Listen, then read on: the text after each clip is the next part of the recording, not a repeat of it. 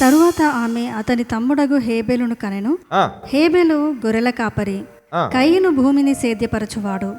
కొంతకాలమైన తరువాత కయీను పొలము పంటలో కొంత యెహోవాకు అర్పణగా తెచ్చెను. హేబెలు కూడా తన మందలో తొలిచూలున పుట్టిన వాటిలో క్రొవ్విన వాటిని కొన్ని తెచ్చెను.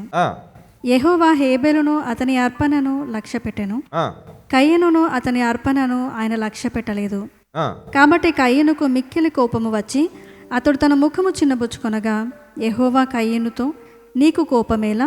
ముఖము చిన్నబుచ్చుకొని ఉన్నావేమి? నీవు సత్క్రియ చేసిన ఎడల తలనెత్తుకునవా? సత్క్రియ చేయని ఎడల వాకిట పాపము పొంచియుండును, నీ ఎడల దానికి వాంఛ కలుగును, నీవు దానిని ఏలుదువనెను. చూడండి, ఇక్కడ మనం చూస్తే కయ్యూను భూమిని సేద్యపరచడు, తర్వాత నోవహు వ్యవసాయము చేయుటకు ప్రారంభించను. మరి అదేవిధంగా మనం చూస్తే పరిశుద్ధ గ్రంథములో మరి వ్యవసాయము,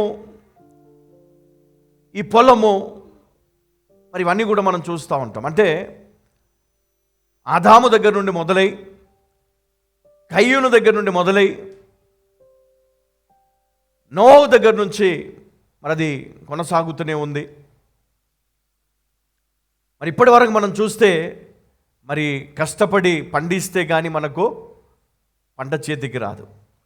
మరి ఆ పంటను తీసుకొని వెళ్ళి మరి మంచి ధరకు అమ్మాలి. మరి అది మంచి ధరకు అమ్మగలుగుతున్నాడా?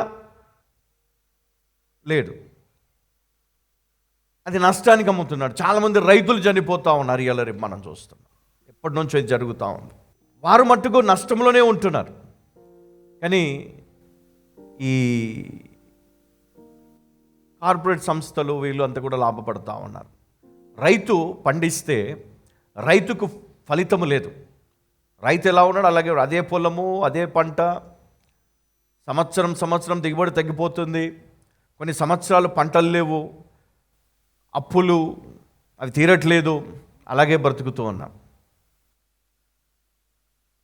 మరి ఇవంతా కూడా ఇప్పుడు మనం చూస్తూ ఉన్నాం, నష్టాలు చూస్తూ ఉన్నాం. మన జీవితం కూడా అట్లాగే ఉంది. ఎందుకు ఉంది? ఈరోజు నష్టపోతా ఉన్నాం. మనం ఎందుకు నష్టపోతా ఉన్నాం? 1 కొరింథీ 9:10. కేవలము మన కొరకు దేనిని చెప్పుచున్నాడా? అవును, మన కొరకే కదా ఈ మాట వ్రాయబడెను. ఏలయనగా దున్నువాడు ఆశతో దున్నవలెను, కళ్ళము త్రొక్కించువాడు పంటలో పాలు పొందుదునను ఆశతో త్రొక్కింపవలెను.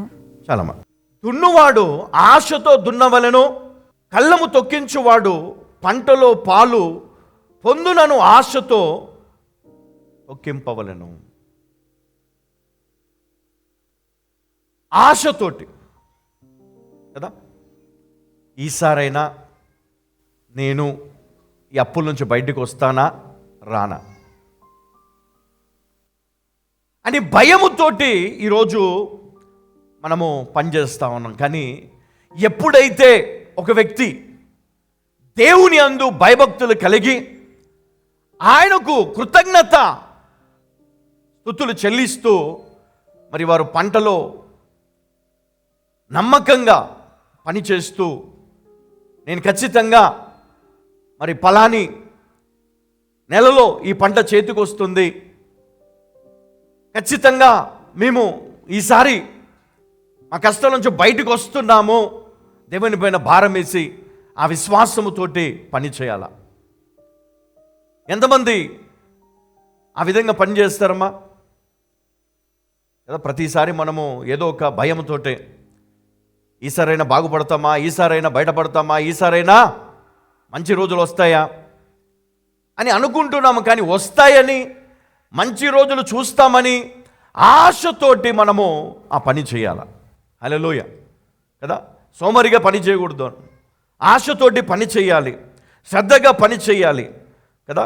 చూడండి, ఇక్కడ సామెతలు 12:11 మనం చదువుకున్నట్లయితే, తన భూమిని సేదపరుచుకుని వానికి ఆహారం సమృద్ధిగా కలుగును. ఏమని రాయబడిందమ్మా సామెతలు 12:11? తన భూమిని సేద్యపరచుకున్న వానికి ఆహారము సమృద్ధిగా కలుగును, వ్యర్థమైన వాటిని అనుసరించువాడు బుద్ధి లేనివాడు. వ్యర్థమైన వాటిని అనుసరించువాడు బుద్ధి లేనివాడు. ఎవరైతే తన భూమిని సేద్యపరుచుకుంటాడో, శ్రద్ధగా వ్యవసాయం చేస్తాడో, ఏ వ్యక్తి అయితే తన వ్యాపారము శ్రద్ధగా కష్టపడతాడో, ఏ వ్యక్తి అయితే తన ఉద్యోగాన్ని శ్రద్ధగా చేసుకుంటాడో ఆ వ్యక్తి జీవితంలో మరి బాగుపడతారు, మంచి రోజులు ఉంటాయి. ఒకవేళ నిర్లక్ష్యము చేసిన, సోమరిగా పని చేసిన ఫలితం ఉండదండి. ఒకటి ఆశతో చెయ్యాలి, విశ్వాసముతో చెయ్యాలి.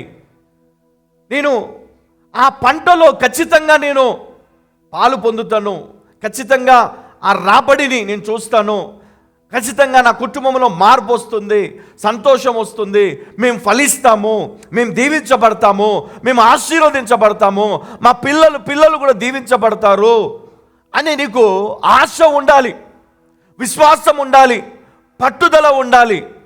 నీరసం, సోమరితనం, భయం, పిరిగితనం తీసివేయాలి. ఎందుకంటే దేవుడు నీకు తోడుగా ఉన్నాడు, దేవుడు నీకు తోడుగా ఉన్నాడు. మునుపు నీకు వచ్చినటువంటి కష్టాలు, బాధలు, ఇబ్బందులు నీకు మళ్ళీ వస్తాయని నువ్వు భయపడొద్దు. ఈసారి దేవుడు ఉన్నాడు, నేను ఈసారి దీంట్లో ఖచ్చితంగా నేను ఆశీర్వదించబడి నా దేవునికి కృతజ్ఞత అర్పణను నేను చెల్లిస్తాను అన్న విశ్వాసముతో నువ్వు పనిచేస్తే తప్పకుండా అందులో దేవుడు నీకు మరి ఫలితాన్ని ఇస్తాడు. నువ్వు దీవించబడతావు, నువ్వు ఆశీర్వదించబడతావు. మరి దావీదు కీర్తన 126 5-6 వచనాలు ఒకసారి మనం చదువుకుందాం. 5-6 వచనాలు.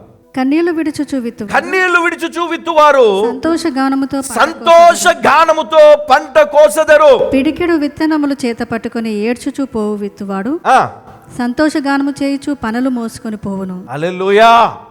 అమ్మా, ఈ సంవత్సరము ఇదిగో ఇది మీ వాగ్దానము. హల్లెలూయా. ఇది మీ వాగ్దానము. మీ ఉద్యోగములో, మీ వ్యాపారములో, మీ పంట పొలాల్లో, మీ కుటుంబములో ఇది మీకు వాగ్దానం. ఇది అండర్లైన్ చేసుకోండి, ఇది రాసి పెట్టుకోండి. మీరు కన్నీళ్లు విడిచుచు విత్తువారు సంతోష గానములతో పంట కోసెదరు. హల్లెలూయా. ఈరోజు నువ్వు చాలా కష్టాల్లో, బాధలో, కదా అప్పులో, నువ్వు అప్పుకి తెచ్చి ఈసారి నువ్వు మరి వ్యాపారం చేస్తూ ఉన్నావు, లేదా ఆ విత్తనాలు కొన్నావు, దానికి కావాల్సినటువంటి మరి ఆ యూరియా కావచ్చు, లేకపోతే మరి ఎరువులు కావచ్చు, నువ్వు కష్టపడి అప్పు చేసి కొన్నావేమో ఈసారి. కానీ ఖచ్చితంగా దేవుడు నీకు ఏమిస్తాడంట? ఎలా కోస్తావంట? సంతోష గానములతో పంట కోసెదవు. పిడికెడు విత్తనములు చేత పట్టుకొని ఏడ్చుచు, కదా ఏమంట? ఏడుస్తూ, అంటే గుండె నిండా బాధ, కానీ చేతిలో ఏముంది? విత్తనాలు. ఇక భారం దేవుని మీద. దేవుడు ఏం చేస్తాడంట? విత్తువాడు సంతోషగానము చేయుచు పనులు మోసుకొని వచ్చును. హల్లెలూయా.